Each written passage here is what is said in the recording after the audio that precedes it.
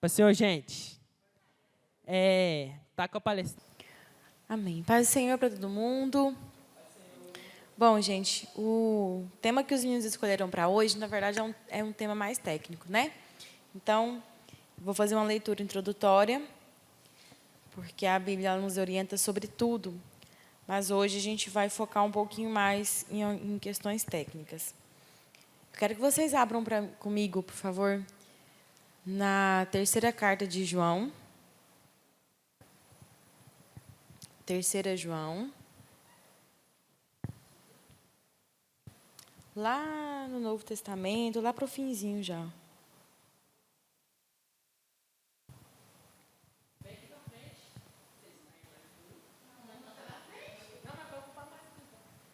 Terceira João, nós vamos ler os versos 1, 2 e 3. Diz assim: O presbítero ao amado Gaio, a quem amo na verdade. Amado, oro para que você tenha boa saúde e tudo lhe corra bem, assim como vai bem a sua alma. Muito me alegrei ao receber a visita de alguns irmãos que falaram a respeito da sua fidelidade, de como você continua andando na verdade. Quero só frisar aqui o verso 2, que diz: Amado, oro para que você tenha boa saúde e tudo lhe corra bem, assim como vai bem a sua alma. Como a gente viu há 15 dias atrás, a gente fez a leitura aqui de alguns textos que ressaltam o compromisso que a Bíblia tem, ou as orientações que a Bíblia traz para nós sobre o cuidado com a nossa saúde mental, a nossa saúde emocional, que, como eu disse para vocês, não existe, né, uma separação entre saúde mental e saúde física. É a saúde como um todo. Essa divisão é só didática. E aí hoje a gente vai falar especificamente sobre o suicídio, causas e como prevenir e também como ajudar, né, pessoas que estejam passando por isso. É sempre muito delicado a gente falar de suicídio, tá? Até por isso que talvez vocês possam se perguntar por que não se fala tão abertamente. A gente até tenta, mas é um assunto que pode acabar tendo o intuito contrário. A gente, ao falar, a gente pode ter o objetivo contrário. Então, a gente sempre... Oi? É tipo um tabu. E, além disso, por ser, né, algo da saúde mental e etc., a gente tem uma dificuldade, porque, às vezes, a forma como a gente fala sobre o suicídio pode acabar tendo o objetivo oposto, atingindo o objetivo oposto, que é mais prejudicado que ajudar. E vamos lá, para a gente começar, então, o que de fato é o suicídio? Né? O suicídio, gente, não é necessariamente só uma vontade de morrer, tá? Na verdade, o suicídio é uma busca da pessoa por um alívio emocional. Nem sempre a pessoa vai explicitar diretamente a vontade de morrer. Uma dúvida frequente, inclusive, que as pessoas têm é se a pessoa que está com pensamento suicida, ideação suicida, se ela dá sinais. Ela dá sinais. Só que, na maioria das vezes, as pessoas ao redor elas não conseguem perceber, porque a gente fica muito focado em sinais mais manjados, vamos dizer assim. Nem sempre a pessoa vai dizer, eu estou com vontade de morrer, eu quero morrer. Não, mas a pessoa ela vai manifestar uma desesperança. Então, ela vai deixando de fazer as coisas que antes eram prazerosas para ela, ela vai deixando de planejar o futuro, ela vai deixando de se envolver em ações que levam a atingir objetivos que ela tinha. Tá? Então, não é necessariamente uma vontade de morrer, mas uma tentativa de aliviar uma dor que a pessoa sente. O Setembro Amarelo é uma campanha que existe desde o ano de 2003 e ela foi instaurada justamente em virtude de um suicídio que aconteceu nos Estados Unidos, se não estiver enganada. E a cor amarela foi escolhida por conta do carro que a pessoa, né, o rapaz que foi vítima de suicídio tinha. E esse caso foi um caso de grande comoção, por isso a gente instituiu a campanha do Setembro Amarelo. Vangelli, quais são as causas do suicídio? Uma pessoa simplesmente acorda um dia com vontade de morrer? A pessoa ela fica possuída por um espírito maligno e aí por isso ela tira a própria vida? Não. Óbvio que, como eu falei acho que no ano passado, quando eu vim aqui conversar com vocês, eu falei que o diabo ele utiliza de todas as formas para atingir a nossa vida, né, a nossa fé. Mas nem todo transtorno mental, nem toda condição de adoecimento mental é em virtude de uma ação demoníaca, tá bom? Inclusive, um dado que vem crescendo muito, uma estatística que vem crescendo muito e é muito preocupante para nós, é o número de suicídio entre pastores e familiares de pastor. Aí a gente vai falar que o pastor da igreja estava possuído pelo demônio? Fica difícil, né? Mas fica difícil, né? Infelizmente, algumas profissões, alguns nichos da sociedade, eu vou falar daqui a pouco sobre as causas, vocês vão entender sobre isso melhor, mas sofrem um pouco mais com pressão e com cobrança. E os líderes religiosos entram dentro dessa classe, porque são sempre muito cobrados, com coisas simples. O pastor vai na igreja, o pastor se comportou de tal forma. Se o pastor não vai na igreja, nossa, mas o pastor nunca vai na igreja. Um dia que o pastor falta ao culto, nossa, mas o pastor está desleixado, o pastor não tá frequentando como deveria. Enfim, já aproveitando então para falar com vocês sobre as causas. De acordo com os dados que a gente tem, a maioria dos suicídios estão diretamente ligados a transtornos mentais graves. O que são transtornos mentais graves? São transtornos mentais, doenças mentais em um estágio avançado. Todas elas. Depressão, transtorno bipolar, esquizofrenia, transtornos de ansiedade, dentre tantas outras, tá? Existem, dentro dos transtornos mentais, alguns que têm um índice maior. O transtorno bipolar e o transtorno depressivo, que são 2 transtornos do humor, são os transtornos que, infelizmente, têm mais vítimas do suicídio. E também um transtorno de personalidade chamado transtorno da personalidade borderline. Tá? Também tem um alto número de suicídios. Além dos transtornos mentais, como eu falei para vocês também há 15 dias atrás, tudo que a gente fala de saúde mental é multifatorial. É como se fosse uma receita de bolo que eu preciso ter todos os ingredientes misturados ali e, ao mesmo tempo, na mesma quantidade, para que ecloda num transtorno mental. Além disso, a gente precisa ter traumas, ou seja, situações de vida, tá? Alguma condição acontece, alguma situação, melhor dizendo, acontece na história de vida dessa pessoa que vai favorecer. Dentre esses traumas, eu vou colocar aqui situações de vulnerabilidade, tá? Vulnerabilidade física mesmo, de fome, de miséria, de não ter acesso à saúde, não ter acesso à educação. Agressões, sejam elas físicas, sexuais, psicológicas, inclusive, a agressão sexual ela é um forte preditor de adoecimento mental, inclusive para o suicídio, tá bom? E não se enganem, o abuso sexual está mais presente do que vocês imaginam, tá? As estatísticas não mentem. Além disso, também a gente pode considerar catástrofes, tá? O que são catástrofes? Causas naturais ou situações envolvendo causas naturais que acabam por provocar uma ruptura na sociedade. Por exemplo, aquele incidente que aconteceu lá em Mariana, vocês lembram disso? Há uns 8 anos, acho que não chega a isso não, alguns anos atrás.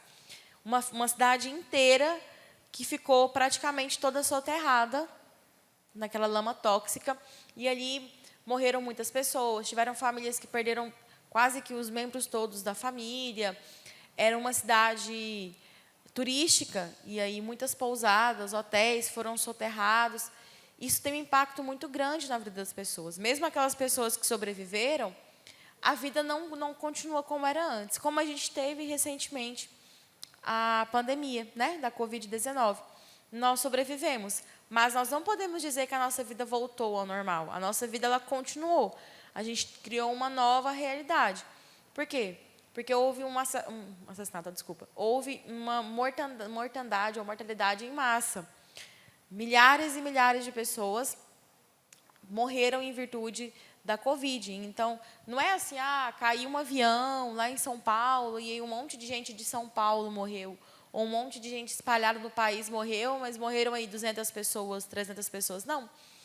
Centenas de milhares de pessoas, milhões de pessoas, milhões?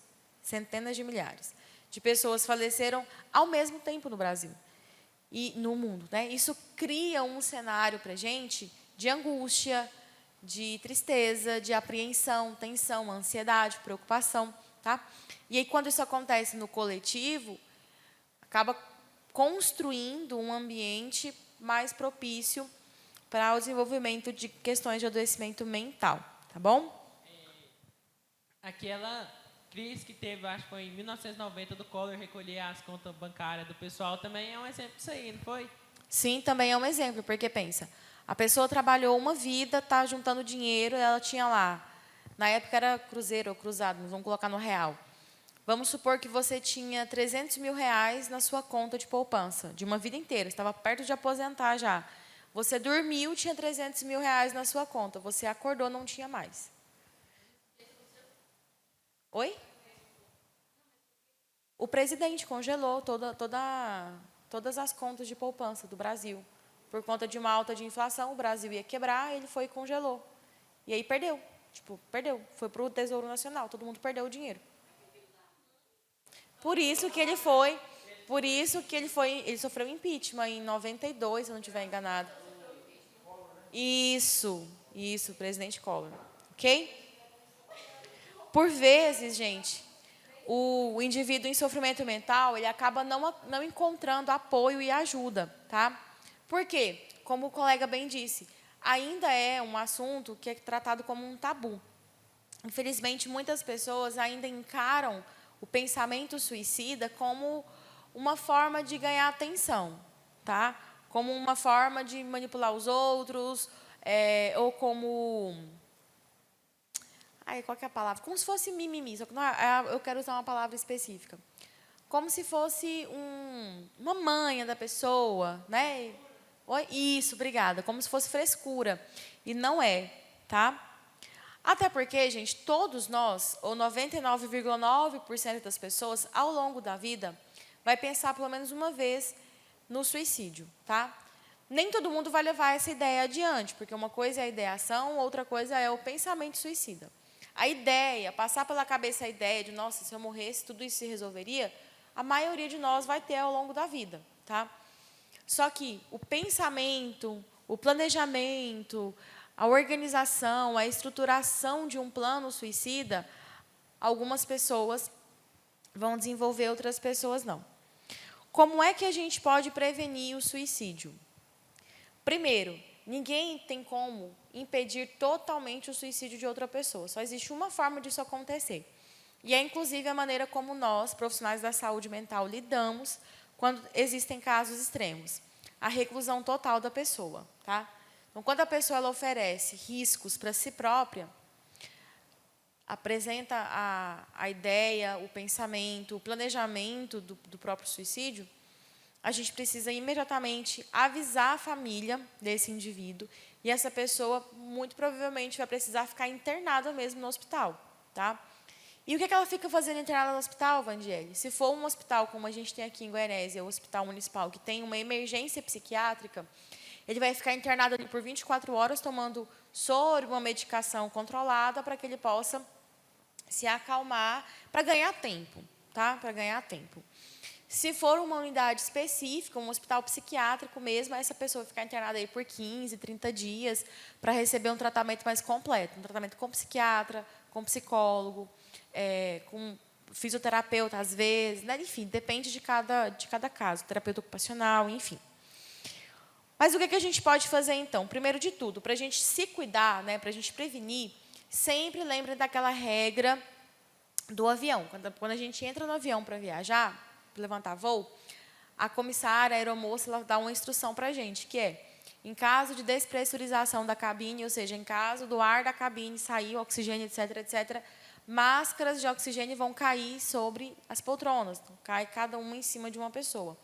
Aí a orientação é que você primeiro coloque a máscara em você e depois você ajude a pessoa que está ao seu lado. Por quê? Porque acontece tudo muito rápido. A perda do oxigênio é muito rápida. Enquanto você está tentando colocar a máscara na pessoa que está ao seu lado, se você estiver desprotegido, você vai desmaiar. E aí você vai desmaiar antes mesmo de conseguir colocar a máscara na pessoa, tá? Na saúde não é diferente. A gente só consegue ajudar o outro se primeiro a gente se cuidar, primeiro a gente se ajudar. Primeiro, eu vou destacar aqui, aprender a lidar com as nossas emoções. Lembrem sempre, as nossas emoções, elas são ondas, elas são passageiras, elas vêm e elas vão. Diga.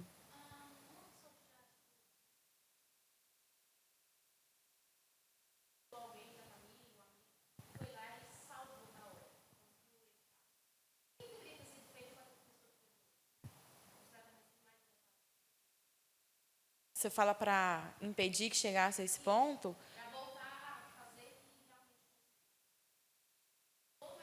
Sim.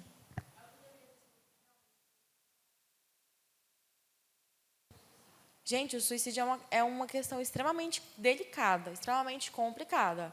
A maioria das pessoas que conseguem dar cabo da própria vida são reincidentes, ou seja, a pessoa foi tentando, tentando, tentando até conseguir. O mais importante é a família levar aquilo a sério e levar a pessoa para tratamento, com psiquiatra e com psicólogo.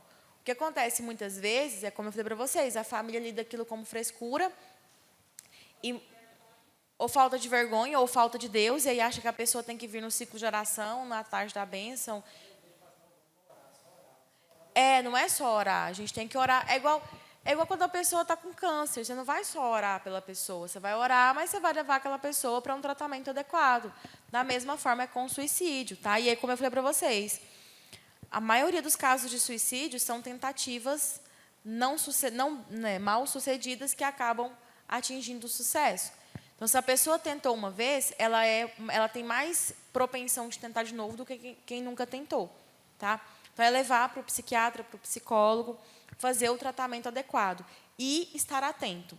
São pessoas que precisam estar bem assistidas, tá? Como eu falei para vocês, em casos extremos, a pessoa precisa ficar internada no hospital. Para quê? Existe uma medicação que corta a ideação suicida? Não. É para aquela pessoa ficar vigiada o tempo todo mesmo, para que ela não venha tentar novamente, até que a medicação faça efeito. Como eu falei para vocês, não tem uma medicação para o pensamento suicida. A medicação vai diminuir a intensidade emocional, tá?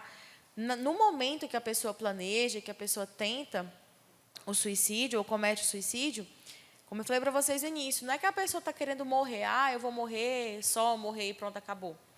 A pessoa ela quer aliviar uma dor. E aí, por isso que eu falei que é tão importante a gente interpretar as emoções como ondas. Na cabeça do indivíduo, naquele momento, aquela dor nunca vai passar. Aquilo não tem solução. E a pessoa se vê, geralmente, como um peso para todo mundo. Se eu morrer, eu vou resolver não só o meu problema, como eu vou resolver o problema para outras pessoas. E, inclusive, eu tenho experiência. Eu já atendi pessoas cristãs que falaram para mim com essas palavras. Eu sei que se eu me matar, eu vou para o inferno. Mas eu não me importo. Porque do jeito como eu estou, eu vou levar todo mundo que está junto comigo para o inferno. Então, eu prefiro como se fosse um autossacrifício mesmo. Tá? Então, não é falta de fé. A pessoa sabe o que ela está fazendo. E, como eu falei para vocês, claro que o diabo pode utilizar disso para intensificar a dor daquela pessoa. Tá? Mas é uma questão, é multifatorial. Inclusive, tem fator, como eu falei para vocês há 15 dias atrás, que nós temos fatores biológicos que nos vulnerabilizam. Famílias que têm episódio de suicídio vulnerabilizam mais as pessoas do que famílias que não têm. Então, se na sua família tem um episódio de suicídio, todo mundo da sua família está mais vulnerável do que famílias que não tenham nenhum caso. Tá? Não significa dizer que com certeza vai acontecer, mas é um fator a mais. Lembrando que precisa ter a vulnerabilidade genética e biológica, precisa ter um fator de personalidade, né? A pessoa já tem que ter uma predisposição de personalidade mesmo, a forma como ela encara a vida.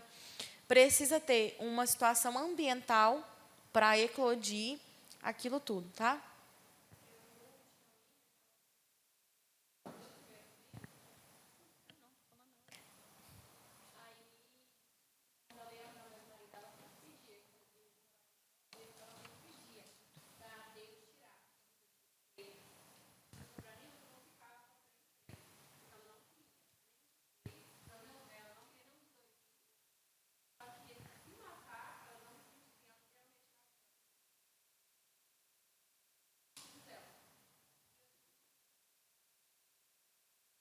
Beber o quê? Soda. Esse caso da sua amiga é um caso clássico de pessoa que dá sinais e as outras pessoas não conseguem identificar. Porque, olha só, ela falava, eu não quero tirar minha vida, mas eu quero morrer. Ou seja, ela está buscando o suicídio. Só que faltou, ela está viva? Graças a Deus, né? Graças a Deus faltou algum estímulo que virasse a chave. E, gente, quando eu falo um estímulo, é coisa simples. Às vezes, uma discussão que a pessoa tem, ela olha para a faca e fala, agora. É muito rápido, é uma atitude impulsiva. Tá? Tem aquele suicídio que é planejado e a pessoa se organiza, a pessoa compra tudo, tal, tal, tal. E tem aquele suicídio que a pessoa vai no impulso. Ela já vem pensando naquilo por um tempo e acontece uma situação ambiental e a pessoa vai lá e acaba dando fim à própria vida, tá? Gente, em termos fisiológicos, é um cérebro normal. A única diferença que a gente percebe é que os níveis de dopamina e alguns hormônios, algumas substâncias que provocam a sensação de prazer, eles estão diminuídos. Agora, na depressão, a gente tem uma diminuição de comportamentos de busca de prazer. Então, se eu deixo de me comportar, se eu deixo de fazer coisas que são agradáveis para mim, eu vou ter automaticamente uma diminuição dessas substâncias. A gente não pode dizer que a baixa delas provoca a mudança no comportamento, nem que a mudança no comportamento provoca a baixa delas. É uma situação que acontece conjuntamente.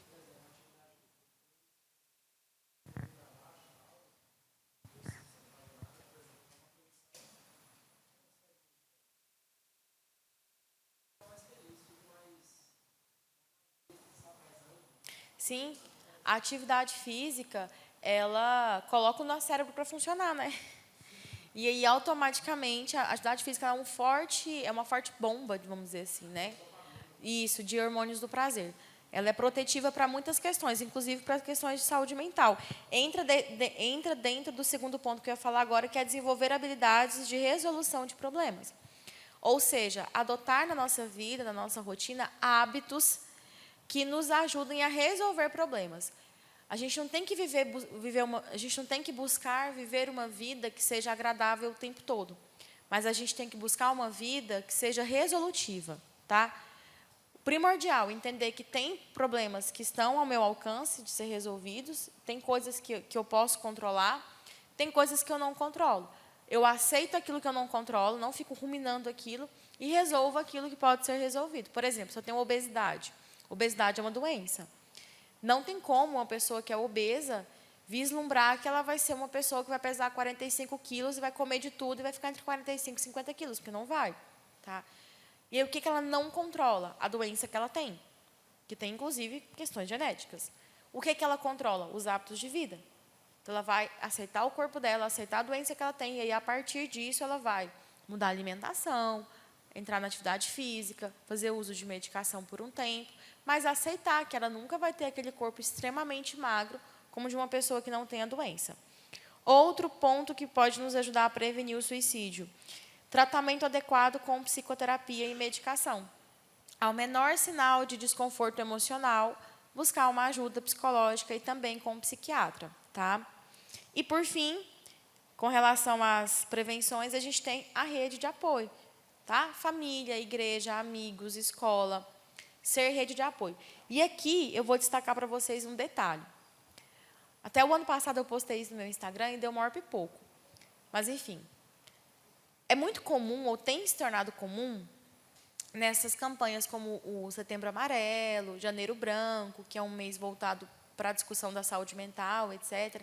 Quando a gente fala quando acontece o Maio Laranja, que é o mês de conscientização ao abuso sexual infanto-juvenil, as pessoas vão lá no Instagram e postam lá. Como que é que a frase é? Falar cura, ou falar é o caminho, alguma coisa assim, e abre uma caixinha e fala: se você precisa de ajuda, digite aqui, ou se você precisa de ajuda, meu direct está aberto. Não faça isso, gente. Não faça isso. Tá? Se uma pessoa da sua rede social, da sua rede de apoio, que é seu amigo, que é seu parente, confia em você e chega em você e se abre e fala: olha, eu estou passando por isso, estou tendo pensamentos de morte, estou tendo pensamentos de sumir, eu gostaria de dormir um dia e nunca mais acordar, eu gostaria de viajar para um lugar muito distante, ficar sozinho. Você vai ouvir essa pessoa, vai acolher essa pessoa, mas você vai estimular essa pessoa a procurar uma ajuda. Tá? Por que eu estou dizendo isso para vocês? Porque o suicídio é uma questão delicada até para nós, que passamos uma vida inteira estudando e praticando o cuidado com a saúde mental. Não é uma pessoa leiga que vai dar conta de mudar um pensamento. Não é assim. Não é simplesmente falar: vem cá, eu te amo, não faz isso, e pronto, acabou. Não é assim, muito pelo contrário. Tem falas nossas que, inclusive, podem estimular mais ainda a pessoa causa um alívio imediato, a pessoa para de chorar, te abraça e chega em casa e se mata. Entende? Se sente culpada por aquilo e se mata. Então, se a pessoa te procura, ótimo, faça um acolhimento, tenha a escuta ativa, que eu já expliquei para vocês o que é ouvir sem julgamento, e estimule essa pessoa a procurar ajuda. Não tente tratar o pensamento suicida dessa pessoa, porque isso cabe ao profissional, tá? Os índices de suicídio, gente, têm crescido muito no Brasil, especialmente entre adolescentes, na verdade, no mundo. O suicídio é hoje a segunda maior causa de morte entre jovens e adolescentes no mundo, tá? A segunda maior causa. É importante que a gente forneça um ambiente de escuta, acolhimento e cuidado com a saúde mental. O suicídio pode ser evitado, existem outras saídas. E aqui eu vou deixar para vocês também alguns fatores de risco bem específicos, como o uso de drogas, abuso sexual, bullying, pressão por produtividade e desempenho, que foi o que eu falei para vocês no início sobre algumas profissões que acabam sendo mais vulneráveis. Tem crescido muito, infelizmente, o número de suicídios e tentativas de suicídio entre pastores e familiares de pastores, e talvez as pessoas, no geral, não entendam o nível de pressão e cobrança que a família do pastor acaba recebendo. Tá? Eu até estive lá no militar esses dias para trás, e eu contei um pouquinho da minha vida, da minha história de vida para os meninos. E desde que eu tenho 3 anos de idade, meu pai é pastor. E eu cresci nesse ambiente de cobrança. Se eu fosse com um tênis, eu não podia ganhar nada, eu não podia ter conforto nenhum, não podia fazer nada. Se eu chegasse no colégio com um tênis novo, eu recebia piadinha porque o dízimo aquele mês estava gordo demais. Se eu viajasse de férias, eu ouvia conversa das pessoas na igreja falando que o meu dinheiro está sendo utilizado para pastor ir passar, ficar cangando grilo com família, viajando por aí. Como se nós não tivéssemos respaldo bíblico, inclusive, para isso. Tá? O apóstolo Paulo fala muito sobre isso, de que o líder, né, o discípulo, o apóstolo, o pastor, no geral, o pastor ele tem direito ao descanso. O pastor ele tem direito a receber uma ajuda financeira da igreja e a desfrutar disso. Tem uma passagem que diz que a gente tem que dar honra. Se a gente honra a autoridade política, a autoridade governamental, por que é que a gente não vai honrar a autoridade espiritual, que é muito mais importante para nós? Nós temos respaldo bíblico para isso, mas, infelizmente, inclusive hoje a gente vive um contexto social em que as pessoas elas estão assim, extremamente estressadas. Então, você vai para a internet, as pessoas elas se sentem no direito. Você posta uma foto, a pessoa se sente no direito de ir lá e tecer um comentário gigantesco, vez ou outra, nas redes sociais da nossa igreja mesmo, no Facebook, no Instagram, vez ou outra alguém vai lá e comenta coisas assim, tão pequenas, assim, irrisórias, coisas pequenininhas, mas que, assim, claro que a gente olha, a gente pondera aquilo que a gente vai se incomodar ou não, mas aquilo acontecendo por uma vida inteira a conta gotas, incomoda. É a mesma coisa de você ficar segurando esse copo plástico aqui o dia inteiro. Parece pouquinho, e é pouquinho.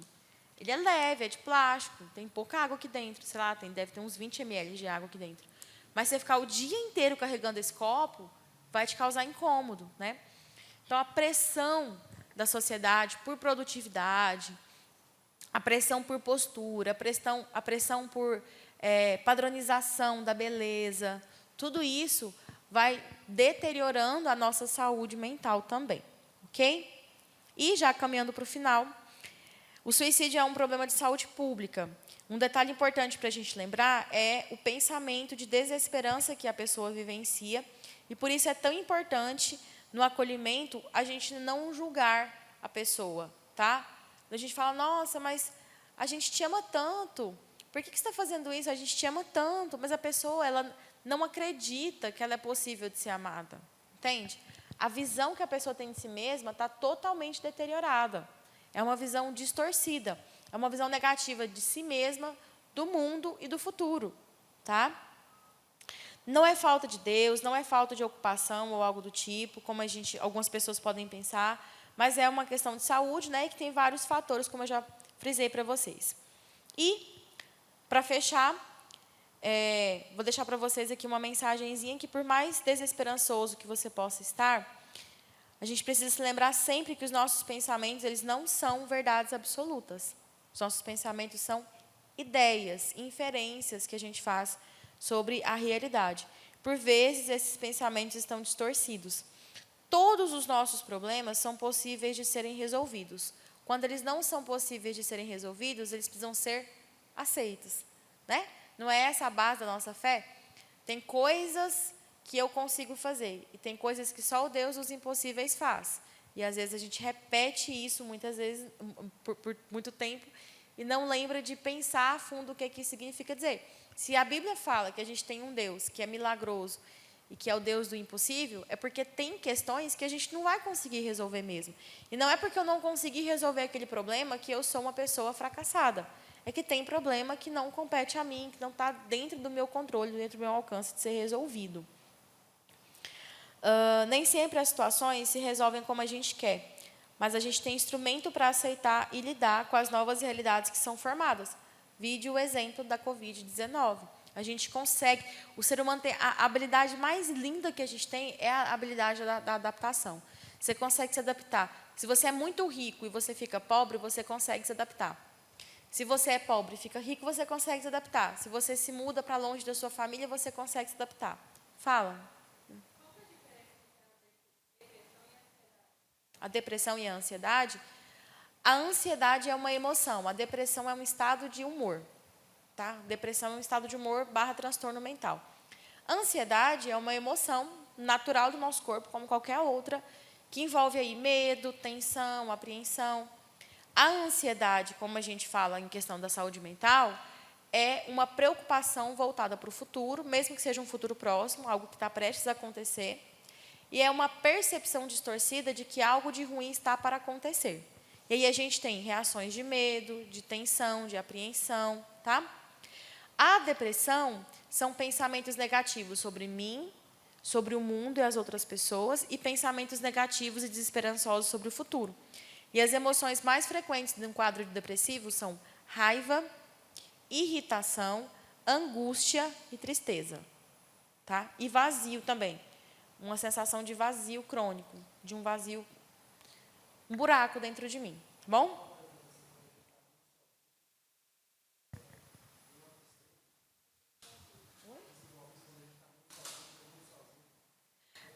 Depende. Na saúde mental, gente, tudo é relativo. Por exemplo, ontem eu queria ir ao cinema assistir um filme, ninguém pôde ir comigo, eu fui sozinha. Ah, porque eu fui ao cinema sozinha, porque eu fico em casa sozinha, significa que eu estou com depressão? Não, porque existe uma diferença entre solidão e solitude.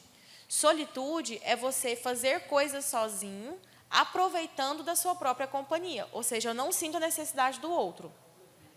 Isso, é você aproveitar a sua própria companhia. Solidão já é o sentimento negativo, um sentimento desconfortável, baseado na ideia de que ninguém gosta de mim, ou, enfim. E assim, gente, nós precisamos trabalhar a aceitação da solidão também, porque em diversas situações da vida a gente está sozinho, humanamente falando, né? A gente que é crente, a gente acredita que Deus está sempre conosco, e é aí que entra a importância da fé. Eu acreditar que mesmo quando eu tenho pensamentos e sentimentos de me dizendo que eu estou sozinho, eu não estou sozinho, eu estou me sentindo sozinho. Naquele momento eu posso não ter nenhum humano por mim, tá? Aí qual foi a pergunta mesmo que você fez que eu me perdi? A última pergunta que você fez, eu me perdi? Sobre estar sozinho? Ah, tá, quando não consegue ser feliz sozinho. Bom, gente, primeiro, a gente precisa combater essa ideia falsa de que todo mundo é feliz sozinho. Porque não é. Deus nos criou seres interacionais, tá? Para eu existir, eu preciso do outro. E para o outro existir, ele precisa de mim. Só que existe um equilíbrio nisso. Eu entender que coletivamente nós só existimos enquanto raça, enquanto seres humanos, se nós tivermos uns aos outros, ao mesmo tempo, Deus me criou um ser único. Ninguém nasceu, a não ser que você seja um gêmeo siamês, você não nasceu pregado em alguém, né?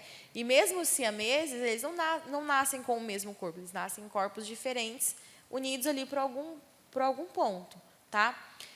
Inclusive, é um fator de alerta. Se você tem o que a gente chama de dependência emocional, ou seja, você acredita que a sua vida só faz sentido Se você estiver ligada a outra pessoa e isso te causa prejuízos, você precisa procurar um atendimento psicológico, tá?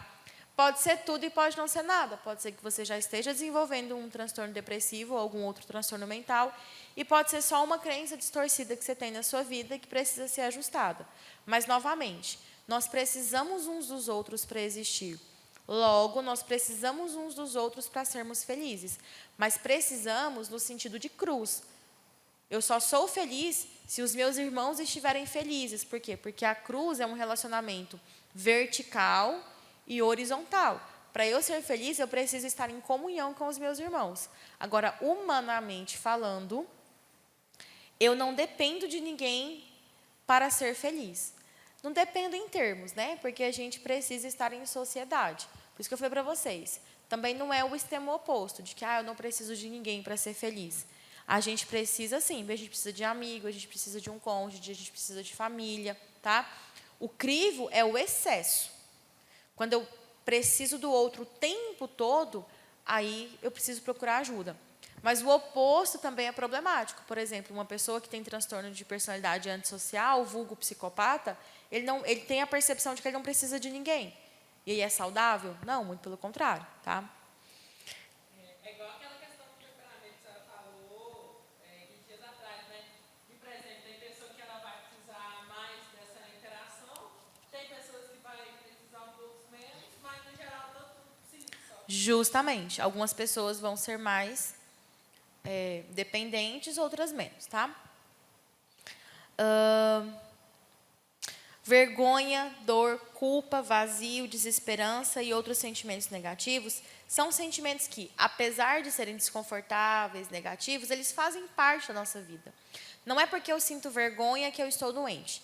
Não é porque eu sinto culpa que eu estou doente. Não é porque eu sinto tristeza que eu estou doente. Não é porque eu sinto angústia que eu estou doente. Se eu sinto mais angústia do que qualquer outro sentimento positivo, se eu sinto mais tristeza, ou seja, se eu passo a maior parte do tempo vivenciando sentimentos negativos, aí sim eu preciso procurar uma ajuda, tá? Mas o fato de eu errar e sentir vergonha por isso, eu me sentir frustrado, eu me sentir angustiado em alguns momentos da vida, isso faz parte, tá? Nós não precisamos ser dominados por eles. Como eu falei, quando eu percebo que a minha vida está sendo mais guiada pela angústia, pela raiva, pela irritabilidade, pela tristeza do que por outros sentimentos, aí eu preciso procurar ajuda. Inclusive o oposto também. Nós não vivemos baseado no prazer. Então, eu também, quando eu percebo que a minha vida está guiada pelo sentimento positivo, ou seja, eu estou desesperada por alegria, desesperada por bem-estar, desesperada por satisfação, também é um problema. Fala, Vivi. Como assim?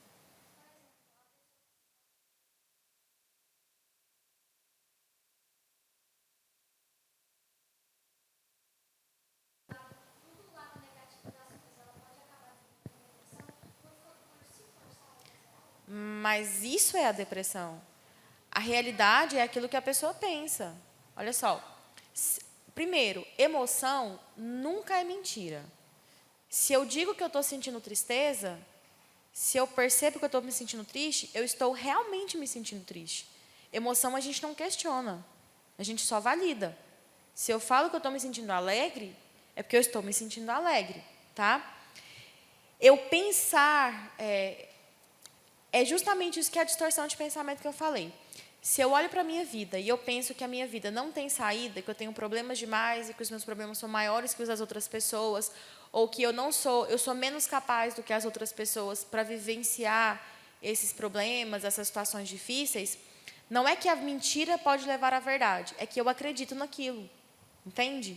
Aquilo não é a realidade da vida. Eu tenho habilidades para resolver problemas. Só que naquele momento, eu acredito no que eu penso. Por isso que eu falei para vocês há 15 dias atrás, não acredite em tudo que você sente, não acredite em tudo que você vê. Não no sentido de questionar o seu sentimento, de falar, será que eu estou sentindo isso mesmo? Será que fulano está sentindo isso mesmo ou não? Mas no sentido de que não é porque eu estou sentindo que a minha vida como um todo seja aquilo. Não é porque nesse momento eu estou ansiosa que a minha vida toda é uma ansiedade. Não é porque eu estou me sentindo triste nesse momento que a minha vida é só tristeza. Tá? E existem formas da gente conviver com as ondas emocionais sem grandes prejuízos. E eu vou deixar aqui para vocês o CVV, que é a... Deixa eu só ver se eu não vou falar o número errado. Que é o Centro de Valorização da Vida, que é uma campanha, o número é 188. 188. O Centro de Valorização da Vida é uma campanha onde tem pessoas 24 horas, como se fosse um telemarketing mesmo, 24 horas disponíveis para fazer o acolhimento. Aí a pessoa liga, né, em desespero, essa pessoa vai fazer um acolhimento. Se essa pessoa já tiver tentado contra a própria vida ou estiver prestes a fazer isso, o atendente do CVV, inclusive, aciona o bombeiro ou o SAMU da região para acolher aquela pessoa, tá? Nós temos o Disque Paz na nossa igreja, que é parecido. É um telefone que fica no ar 24 horas por dia, a pessoa liga e ela recebe uma mensagem automática, né, uma mensagem eletrônica com uma reflexão bíblica. No final da mensagem tem um espaço onde a pessoa pode dizer, né, o número do telefone dela, e aí um dos pastores auxiliares entra em contato com aquela pessoa depois, se ela fizer a solicitação. O Disque Paz é 3353-4797. Nas redes sociais da igreja está sempre sendo divulgado isso. 3353-4797. Tá? E falar, a gente diz, né? Falar é o melhor remédio. E, de fato, falar é o melhor remédio. Quando você conversa com essas pessoas, né, que eu dei aqui agora o telefone para vocês, quando você conversa com profissionais, quando você se abre com amigos, com pessoas confiáveis, você pede ajuda e você tem a possibilidade de ser ajudado, tá? Então, se você passa por qualquer sofrimento emocional, você percebe que isso está excedente na sua vida, está te prejudicando, procure ajuda. E se alguém te procura pedindo ajuda, ou se alguém te procura para desabafar e você percebe que essa pessoa precisa de ajuda, não tente socorrer essa pessoa sozinho. Acolha, escute, abrace, ore junto, mas estimule essa pessoa a procurar um acompanhamento. E se alguém te ligar, já com tudo pronto, vou fazer tal coisa, aciona a polícia militar, aciona bombeiros ou o SAMU, tá? Essa questão da gente tentar ajudar a pessoa por exemplo, igual uma pessoa que ela está passando mal e ela vem procurar a gente recomendar um remédio para ele e acabar piorando a situação dela. Justamente. Se alguém te procura falando que está sentindo dor no peito, você não vai falar, senta aqui, deixa eu passar a mão no seu peito até massagear para o coração voltar ao normal. Não vai. Você vai fazer o quê? Vai ligar para a SAMU e falar, olha, tem alguém que está com início de infarto, ou com suspeita de início de infarto. Da mesma forma é com a saúde mental. Tá? Se a...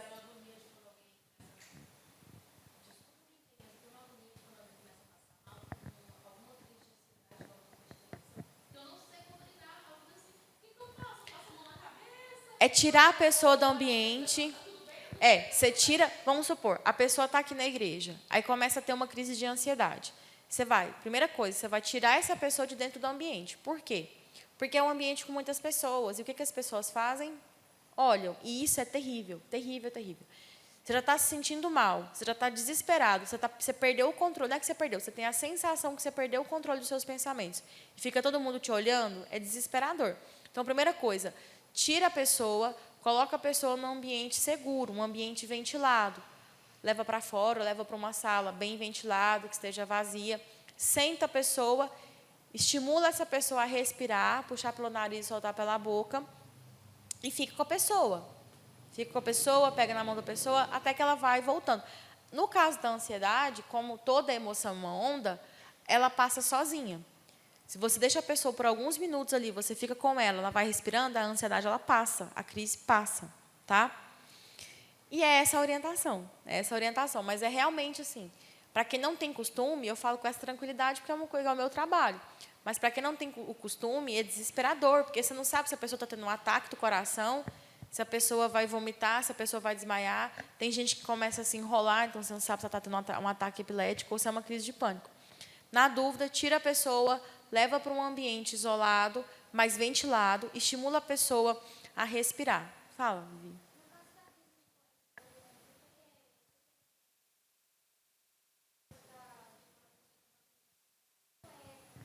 A mesma coisa. O pânico, gente, o pânico é a mesma coisa da ansiedade.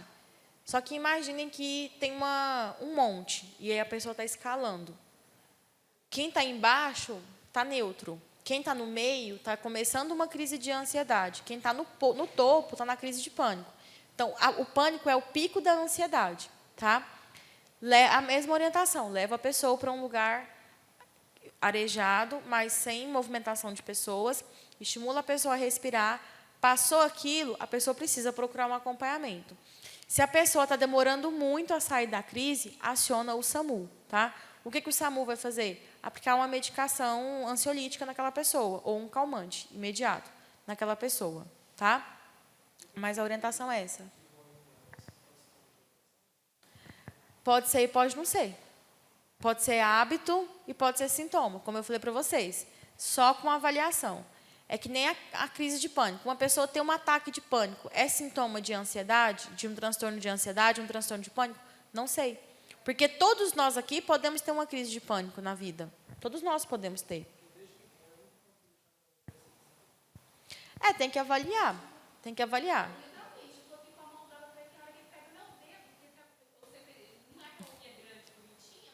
Sim. Sim.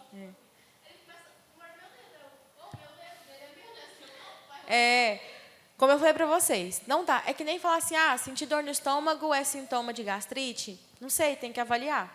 Tem que fazer um exame, uma avaliação com o médico. No caso da saúde mental, a gente não tem exames, né? A gente pode pedir exames para avaliar níveis de hormônios, etc. Mas para diagnosticar em si, o diagnóstico é clínico, é o observacional, tá? Pessoal, muito obrigada. Eu sei que o assunto, mas a gente precisa... A última pergunta.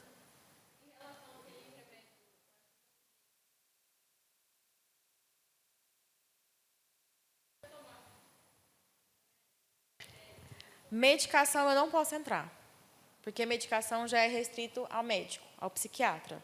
Tá? O que eu posso falar? Se o psiquiatra recomendou, se ele receitou, tem que tomar da forma como o psiquiatra passou. Se o psiquiatra não recomendou, você não vai tomar nenhuma medicação sem um receituário próprio. Tá? Em casos em que precisa, de acordo com a avaliação do psiquiatra, a medicação é uma forte aliada ao tratamento. É padrão ouro para o tratamento dos transtornos mentais, especificamente no caso do pensamento suicida, tem que ter medicação. Qual medicação? Não sei, o psiquiatra vai avaliar. Tem que ter a medicação aliada ao tratamento psicológico por um tempo e a pessoa vai parar de tomar. Em casos específicos, como, por exemplo, pacientes com transtorno bipolar, eles têm uma necessidade maior da medicação. Então, são pacientes que vão tomar medicação quase que por toda a vida. Tá? Diferente de quem tem depressão, diferente de quem tem ansiedade. Esquizofrenia, transtorno bipolar e alguns outros transtornos específicos, a pessoa precisa fazer medicação por um longo tempo. Mas aí é melhor tomar medicação do que ficar sem a medicação. Né? Medicação e terapia. Tudo que a gente fala de transtorno mental não pode ser tratado só com medicação. Porque a medicação ela segura o sintoma, mas ela não ensina a habilidade para enfrentar. A terapia tem o papel de ensinar a habilidade para enfrentar. Por exemplo, não só, mas assim, a medicação não muda pensamento, por exemplo. Na terapia, a pessoa aprende a identificar os pensamentos distorcidos, modificar os pensamentos distorcidos, habilidade de enfrentamento, habilidade de resolução de problemas. Tudo isso é feito na terapia. Tá? Pessoal, muito obrigada pela atenção de vocês. Espero ter instigado um pouquinho a curiosidade de vocês, para vocês pesquisarem mais sobre o assunto. E lembrem, a gente ajuda na medida em que a gente pode. Tá? Se eu também não estou bem emocionalmente, uma pessoa vem contar problema para mim, eu tenho todo o direito de falar, olha, não estou bem, eu não quero falar sobre isso, conversa com outra pessoa, comigo não. Tá? Lembra do exemplo das máscaras. Primeiro eu ponho a máscara em mim, depois eu ponho a máscara na outra pessoa. Tá? Obrigada. Sim.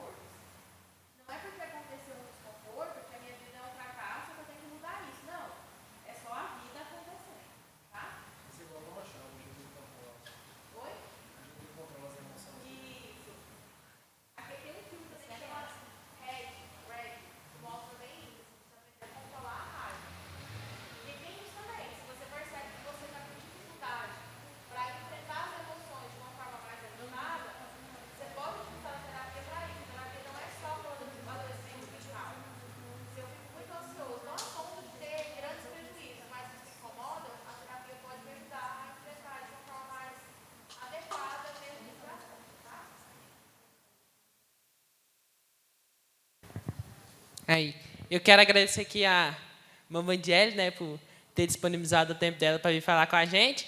E é isso, gente. Se alguém assim estiver sentindo que precisa de ajuda, procura um tratamento, procura um profissional, que ele vai saber te ajudar da maneira adequada. Você pode, às vezes, contar para alguém que você confia, né, desabafar, mas tem que buscar um apoio psicológico, né? Você tem que buscar esse tratamento. A maioria, todos esses transtornos, eles são doenças de fato. É igual você, por exemplo, você está com infecção de intestino, por exemplo. Dá um exemplo.